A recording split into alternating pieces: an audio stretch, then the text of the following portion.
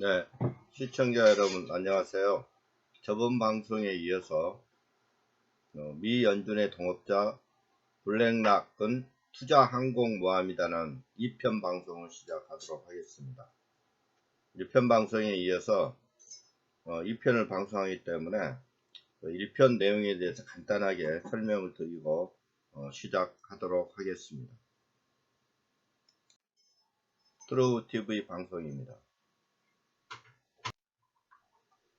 1편에서는 이번에 코로나19에 대한 그 미 연준의 대응 방식을 본다 그러면은 가히 손색 없을 정도로 매우 훌륭하였습니다. 그러나 그 이면에는 그 보이지 않는 손, 이 자이언트, 글로벌 파워 엘리트를 형성하고 있는 이 블랙락이라는 거대한 이 금융 공룡이 탄생되고 있음을 여실히 알아냈습니다. 이유는 이 미 연준이 기존에 2008년도 금융위기 때도 우리 학습 효과에 이미 반복되어 알고 있듯이 이 연준은 어김없이 현재 구제 금융 일환으로서 무제한 양적 완화, 그 다음에 여러가지 어떤 경제 구제 금융 일환으로 해왔던 회사채 매입이라든가 또 하물며 우리 투기 등급이 가지고 있는 이 하이일드 채권, 그 다음에 그 외에도 MBS 또 CMBS 같은 경우는 이제 상업용 현재 이걸 이야기를 합니다.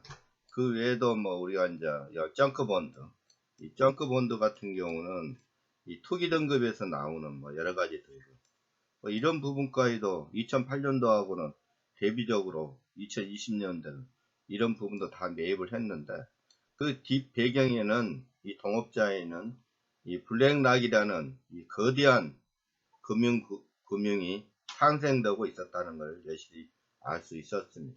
그래서 미 연준은 사실은 이 미 의회에서 예산이 확정이 되고 나면은 연준이 실제적으로 할 수 있는 것들과 못하는 것들이 있습니다. 그래서 예전 방송에도 이야기했듯이 미 연준이 못하는 부분들을 우리가 우회적인 방법, 그래서 여러가지 재무부가 자본금을 설립을 해서 우회적인 방법으로 해서 우리가 이야기하는 공기업을 설립을 해서 이 회사채 매입이라든가 정크본드 이런 부분들을 투자를 했던 거로 알고 있었지만은 또 한편 미 연준의 동업자 이 블랙락을 이용해 가지고 이 기업이 어떤 구제 금융의 관제탑을 역할을 하고 있었다. 그래서 어떤 1편에서는 그러한 어떤 여실한 어떤 측면 지원 이런 부분들을 설명을 드렸던 거로 알고 있습니다. 그래서 2편에는 동일하게 그러면 이 블랙락 외에 이 금융 공룡 기업들이 어떻게 성장을 하고 있고 앞으로 어떠한 영향을 미칠 것인가에 대한 부분을 더불어서 이어서 설명을 드리는 시간을 갖도록 하겠습니다. 그래서 원고 내용은 자이언트 페터 필립스 교수가 썼던 이 책이 근간이 되고 국제정치 대표 작가 신원철 작가가 썼던 내용을 근간으로 했습니다.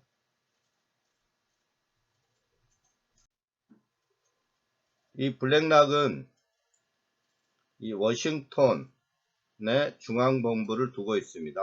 그래서 이 대규모 정보센터를 운영을 해서 이 정보센터에는 대략 6,000대의 컴퓨터와 170개의 연금펀드, 은행, 보험회사들을 24시간 모니터링해서 운영을 하고 있는 걸로 알고 있습니다. 더불어 이 알라딘이라는 이 프로그램, 뒤에 이제 설명을 드리겠지만 이러한 어떤 프로그램 운영해서 이 프로그램의 근간이 빅데이터입니다. 이 빅데이터를 통해 세계적인 금리 변화 추이를 추적하여 기업과 은행들의 파산을 포착해서 투자의 기회를 활용하는 여러 가지 이 금리 변화비, 세계 이 경제 추세를 분석하는 이 알라딘이라는 프로그램에서 세계 각국에 흩어져 있는 17,000 거래자들에게 의사결정을 할 수 있는 그러한 부분에 대한 이 보조 역할을 하고 있는 걸로 알고 있습니다. 그래서 이 알라딘이 이 블랙락의 매우 심장부의 역할을 하고 있다. 그래서 이 트레이드 부분, 포트폴리오, 분석 및 리스크 관리까지 다 포함을 해서 이 알라딘이 블랙락이 그 투자를 결정하는데 매우 중요한 심장부 역할을 하고 있는 걸로 알고 있습니다. 최근에는 알라딘이 그 플랫폼, 알라딘 플랫폼이 마이크로소프트 아주 클라우드에 이전을 해서 운영을 하고 있는 거로 알고 있습니다. 그래서 블랙락이 이 2008년도 금융위기, 2012년도 코로나19에 대한 금융위기 때 어떻게 보면은 자신의 영역을 더욱 키워나갈 수 있는 절호의 찬수가 되었지 않나 그렇게 보고 있습니다. 그래서 지구촌에 존재하는 최고 금융기관들이 어떻게 형성이 되어 있고 앞으로 어떻게 이 지구의 금융기관의 그 세력들이 차지하는 범위가 어떻게 되는지 2018년도 인베스트먼트 펜션 유럽의 자료에 의하면은 세계 1조 유로 이상의 투자 규모를 가진 17개 투자 회사가 최근 코로나19의 구조금융을 계기로 더욱 성장을 하고 있는 부분을 확인할 수가 있습니다. 뒷부분에 뒷장에 17개 회사에 대한 그 투자 회사에 대한 목록이 나와 있습니다. 그래서 이러한 어떤 투자 금융 회사를 살펴본 결과 현재 지구에 존재하는 전 자산, 지구에 현재 그 내재하고 있는 전 자산을 상위 100여 개 금융회사가 소유하고 있다 해도 과언이 아니다. 그래서 2008년도 거쳐 2020년도 코로나 위기로 더욱 커지고 있다.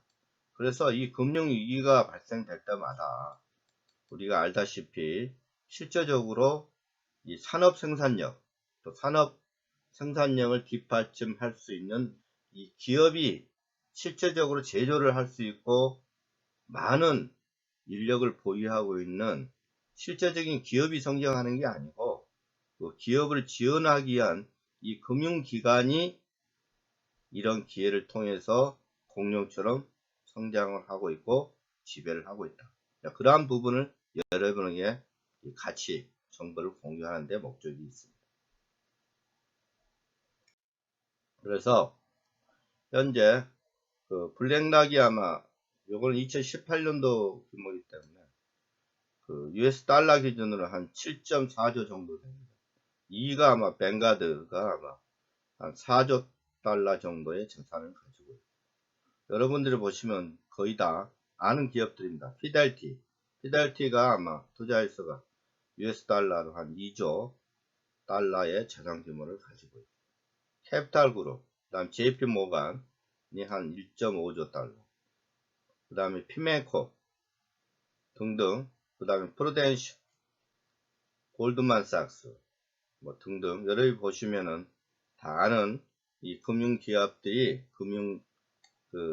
기업들이 날로 이 자산 규모가 성장을 하고 있다.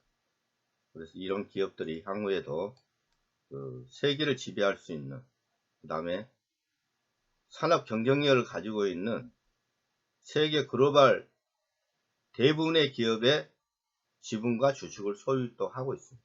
그런 부분도 뒤편에서 소개를 드리도록 하겠습니다. 그래서 블랙락은 이 글로벌 머니킹이다. 세계 랭킹 30대 회사 지분을 50% 이상 소유를 하고 있습니다. 그래서 주식, 채권, 부동산, 헤지펀드, 매모드급 초국적 기업들의 주식을 뭉쳐쥐고 있는 걸로 알고 있습니다. 그래서 이번에 코로나19 구조금융 대상 금융기관과 기업들에 대한 이 블랙락은 주식 지분이 포함되어 있어 일명 코로나 구조금융 지통제부로 우리가 조연 역할을 하고 있었다. 실체적인 지통제부였다. 그렇게 보고 있습니다. 그래서 최근에 코로나19에 대한 기업에 대한 투자를 보니까 M&S 마이크로소프트죠. 마이크로소프트에 580억 달러, 애플에 540억 달러, 아마존에 450억 달러, 존슨앤존스 260억 달러, 페이스북에 240억 달러, 알파벳에 220억 달러, 엑손에 220억 달러, JP모간에 22억 달러. 세계 미국의 핵심적인 기업은 전부 다 블랙락이 투자를 했던 거로 알고 있습니다. 그리고 세계적으로 이 국방산업에 손꼽힌 기업 럭히드 마틴의 세 번째 최대 주주이고 보잉사, 항공사 매우 어렵죠. 이 보잉사의 2대 주주인 것으로 알고 있습니다.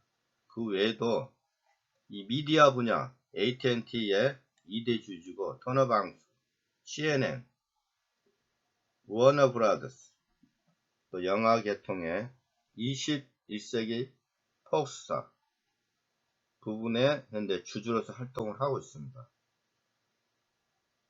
앞전에 봤던 그 랭킹 2인 뱅가드 같은 경우는 자산 규모가 한 4조 달러에서 41개 회사의 지분을 보유를 하고 있습니다.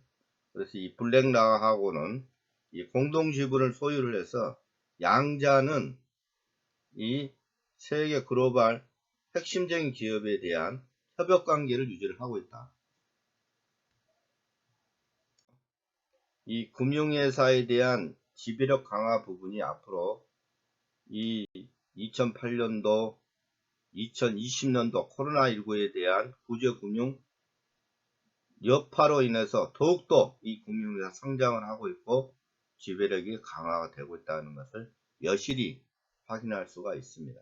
그래서 블랙락과 뱅가드가 힘을 합쳐 이 기업들에 대해서 보이콧, 투자 철회, 제재를 가한다면은 어떤 기업도 굴복할 수밖에 없고 잘못 보이면은 그 회사는 제왕적 파국을 맞이할 수밖에 없는 그런 지배구조를 가지고 있습니다.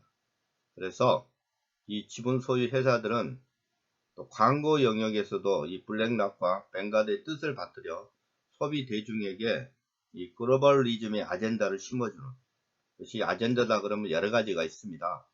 이 글로벌리즘에 현재 추구하고 있는 뭐 여러 가지 여성 문제, 인류 문제, 뭐 여러 가지 어떤 아젠다를 현재 심어주고 있다. 그렇게 볼 수 있겠습니다. 이 금융위기 2008년도, 2020년도 때에 이 자산 증식을 위한 매우 중요한 호기였다. 그래서 구제금융은 그들에게 신이 내려준 이윤 창출의 대목이었다. 우리 대목 아시죠? 즉 국제자본주의 시스템은 블랙락을 비롯한 상위 이 100개 메이저 투자 회사들이 하나의 간제탑을 이루며 서로 긴밀하게 연결된 커넥션 구조로 이루어진 하나의 거대한 머신이었다. 이렇게 우리가 이번 또 코로나19에 대한 금융 위기를 겪으면서 하나의 요약을 할 수 있는 이러한 대목이 되겠습니다. 그래서 실제적으로는 이 구조금융을 통해서 생산력이 있는 기업들이 성장을 해야 되는데 이러한 금융회사가 세계를 지배할 수밖에 없는 이 기생적 세계 자본주의로 바뀌고 있다. 그러한 부분을 여러분에게 강조하고 싶습니다. 그래서 마지막 결론을 말씀드리겠습니다. 이 금융위기를 극복해 나아가는 미 연준의 전략은 과거하고는 달리 매우 신속하고 정확합니다. 그래서 최근에 주식을 본다 그러면은 이 다우존스가 3만에서 지금 한 19,000까지 떨어져서 23,000에서 4,000까지 급속하게 완전 V장은 아니지만은 V자형 반등을 해왔던 걸 알고 있습니다. 그러한 부분들은 이미 과거 학습 효과 이렇게 하면 된다. 우리가 무한전 양적 완화, 제로금리, 또 최근에는 마이너스 금리까지 지금 언급을 하고 있습니다. 이러한 부분에 대한 과거 경험과 타 국가에 대한 이런 학습 효과로 인해서 큰 혼란 없이 잘 극복해 나가고 있는 거로 증명되었습니다.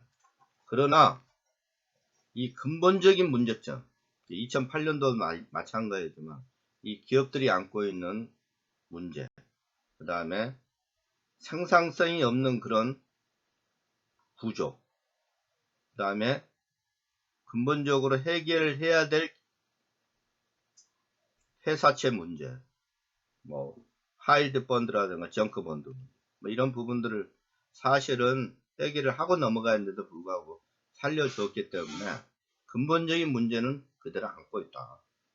그러한 부분이 큰 문제점으로 대두가 될 가능성이 높습니다. 그래서 이번에 코로나19에 의해서 미국만 봐도 현재 실업률이 매우 높습니다. 실업 인구만 해도 2,600만이 지금 상위를 하고 있고, 과거 2차 세계대전 이후에 가장 많은 실업률을 현재 안고 있는 것입니다.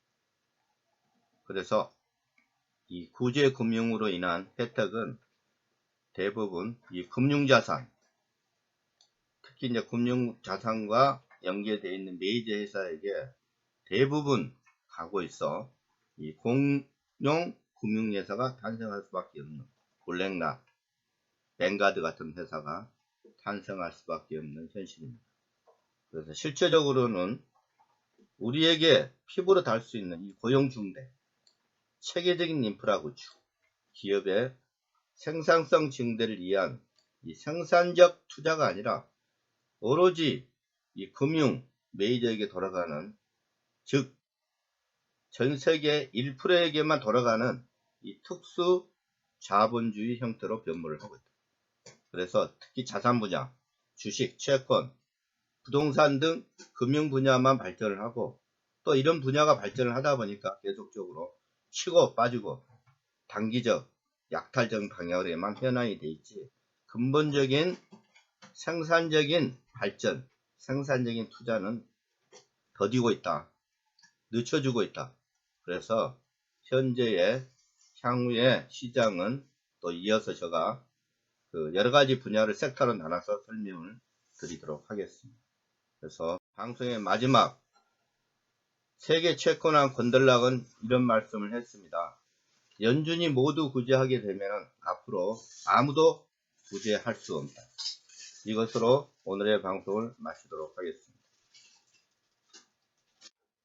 구독 버튼, 좋아요 부탁드리겠습니다.